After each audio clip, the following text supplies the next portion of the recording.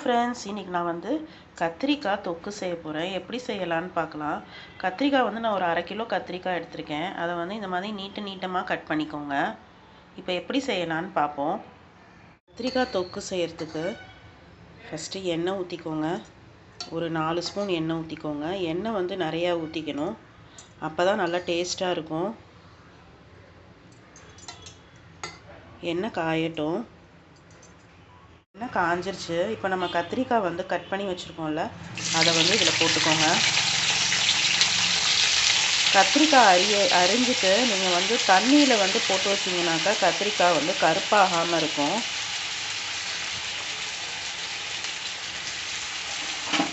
இப்போ இது நல்லா வதக்கிக்கோங்க. நல்லா கத்திரிக்காய் வதங்கிருச்சு. இப்போ இதை ஒரு தட்டில் ட்ரான்ஸ்ஃபர் பண்ணிவிடுங்க. எண்ணெயை ஃபில்ட்ரு பண்ணிவிட்டு ஒரு தட்டில் ட்ரான்ஸ்ஃபர் பண்ணிவிடுங்க கத்திரிக்காவை. அதே எண்ணெயில் கடுகு போட்டுக்கோங்க. கடுகு கொஞ்சோண்டு வெந்தயம் போட்டுக்கோங்க. நிறையா போட வேண்டாம். ஜீரகம் 1 ஸ்பூன் போட்டுக்கோங்க. இப்போ இது நல்லா வெடிக்கட்டும். வெடித்ததுக்கப்புறமா நம்ம வெங்காயம் போட்டுக்கலாம். ஒரு 2 வெங்காயத்தை சின்ன சின்னதாக சாப் பண்ணியிருக்கேன். அதையும் மிக்ஸ் பண்ணிக்கோங்க.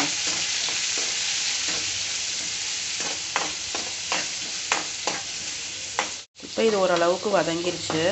இப்போ நான் 2 வரமிளகா வச்சுருக்கேன். 2 வரமிளகாவை போட்டுக்கிறேன். அதுக்கப்புறமா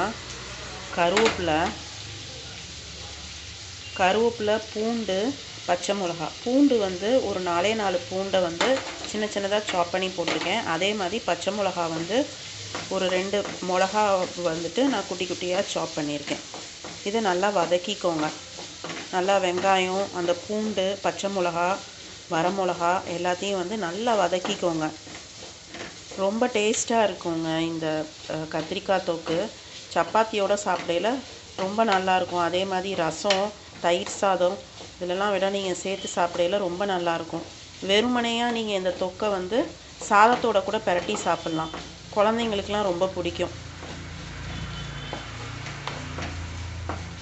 ஓரளவுக்கு வதங்கிருச்சு. இப்போ நான் தக்காளி ஒரு 3 பெரிய தக்காளியை அரைச்சி வச்சுருக்கேன் மிக்சியில். அதையும் மிக்ஸ் பண்ணிக்கோங்க.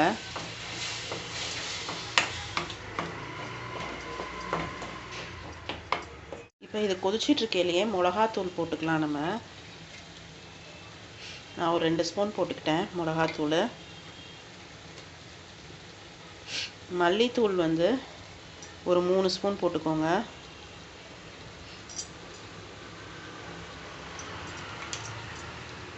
மஞ்சத்தூள் ஒரு 1/2 ஸ்பூன் போட்டுக்கோங்க.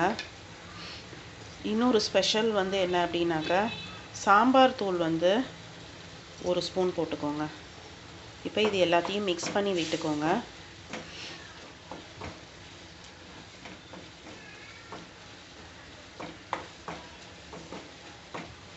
இப்போ தேவையான அளவு உப்பு போட்டுக்கோங்க. அப்புறம் வேணும்னா நம்ம டேஸ்ட் பண்ணிவிட்டு போட்டுக்கலாம். காஷ்மீரி மிளகாத்தூள் நான் 1 ஸ்பூன் போட்டுக்கிறேன் கலருக்காக. இப்போ இது நல்லா மிக்ஸ் பண்ணி விட்டுடுங்க.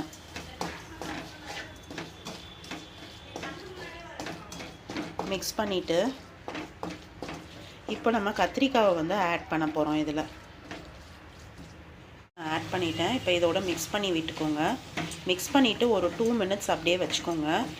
நம்ம கொஞ்சமாக தண்ணி ஆட் பண்ணிக்கலாம். நான் 1 டம்ளர் அளவுக்கு நான் தண்ணி ஊற்றிக்கிறேன்.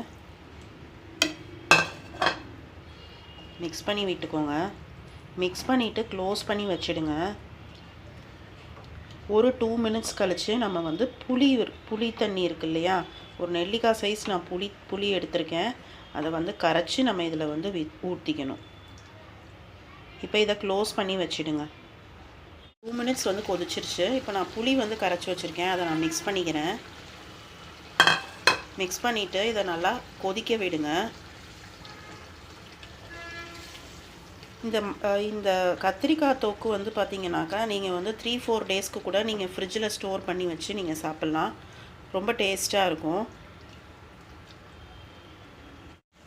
ஒரு 1/2 ஸ்பூன் ஜாகரி போட்டுக்கோங்க. நீங்கள் அதுக்கப்புறமா இப்போ வந்து ஒரு சில கத்திரிக்காய்லாம் வந்து பார்த்திங்கன்னா மசியாமையே இருக்குது. அதெல்லாம் வந்து இப்படி குத்தி விட்டுக்கோங்க. அப்படி இல்லை உங்ககிட்ட மத்து இருந்துச்சுனாக்கா மத்தை வச்சு மசிச்சு விட்டுங்கோங்க. இப்போ ஒரு 2 மினிட்ஸ் கழித்து நம்ம வந்து இதை நிறுத்திக்கலாம். நம்ம கத்திரிக்காய் தொக்கு வந்து ரெடி ஆகிடும். இப்போ கொத்தமல்லியை வந்து போட்டுட்டோம்னாக்கா கத்திரிக்காய் தொக்கு வந்து ரெடி ஆகிடுச்சு. தொக்கு வந்து ரெடி ஆகிடுச்சு. உங்களுக்கு இந்த வீடியோ பிடிச்சிருந்தா லைக் பண்ணுங்கள், கமெண்ட் பண்ணுங்கள், ஷேர் பண்ணுங்கள், சப்ஸ்கிரைப் பண்ணுங்கள். தேங்க்யூ.